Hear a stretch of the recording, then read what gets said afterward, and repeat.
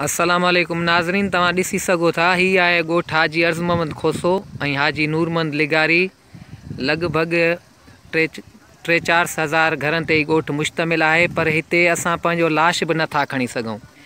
ही ॾिसो, ही दाद ब्रांच वाह आहे, रोडी कैनाल मां जेको निकिरे थो, नौशरो फिरोज़ रेगुलेटर। ही डेड बॉडी असां मजबूरन ही काठी था पिया टिपायूं, को बि हादसो थी सघे थो। तव्हां नाज़रीन ॾिसी सघो था, ही असांजी हुकूमत जा हाल आहिनि। सिंध हुकूमत असांखे हिकिड़ो फुर्दो बि नथी ॾेई सघे, सीमेंटेड मोरी पुल जी त छा, रुगो सीमेंटेड हिकिड़ो मोरी बि नथी ॾेई सघे। ॾिसो केतिरो डेड बॉडी, ही कंहिंजी अमड़ हूंदी, कंहिंजी माउ हूंदी, कंहिंजी घरवारी हूंदी। केॾो न ज़ुल्म आहे असांजी हिन सिंध हुकूमत कयो आहे असांजे ॻोठाणनि सां। ही असां पंहिंजा लाश संभालियूं या हिननि जूं कहिड़ियूं ॻाल्हियूं कजनि। ही नाज़रीन तव्हां ॾिसी सघो था, केॾो ॾुखियो मरहलो आहे।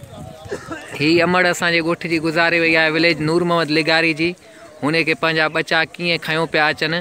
हिकु त हुननि जे ॻोठ में कज़ियो लॻो पियो आहे, वरी तव्हां ही ॾिसी सघो था, हिते केॾो ज़ुल्म आहे नाज़रीन। ही ख़तरनाक पुल आहे, 70 खां 80 फुट जी काठी रखियल आहे दाद ब्रांच वाह ते। ही नौशरो फिरोज़ रेगुलेटर आहे, नौशरो फिरोज़ रेगुलेटर आहे। ही यूनियन काउंसिल नूरपुर तहलको नौशरो फिरोज़, चूंडियल नुमाइंदा कुझु बि नथा करे सघनि। लिखी मां DC साहब खे दरख़्वास्त ॾिनी आहे। उन खां अलावा काफ़ी मरतबा सोशल मीडिया ते बि ॾेई चुका आहियूं, पर को बि तदारुक न पियो थिए। ही तव्हां ॾिसी सघो था, ही डेड बॉडी वञे पई साम्हूं।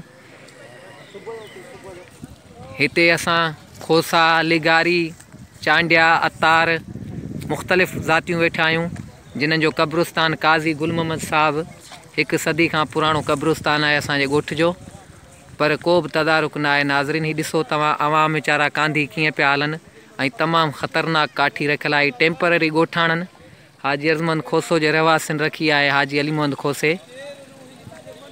ही मीडिया ते लिखी असां रखी छिता थी पिया आहियूं, पर को बि तदारुक न आहे। ख़ुदारा हिन वीडियो खे शेयर कयो, हिन वीडियो खे शेयर कयो ऐं अॻिते वधायो, जीअं ऐवाननि में ॾिसी सघनि, जिन्हनि खे असां वोट ॾेई खटायूं था।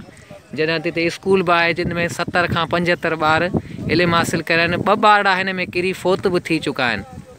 तव्हां भली इंक्वायरी कयो, छा बि कयो, 2 ॿार हिन में किरी फ़ौत थी चुका आहिनि। कई माण्हू हिन मां किरी पिया आहिनि, पर को बि तदारुक न आहे नाज़रीन। महिरबानी करे वीडियो शेयर कयो, जीअं हिते को पुल या का फुर्दो मिली सघे। तव्हांजी वॾी महिरबानी थींदी।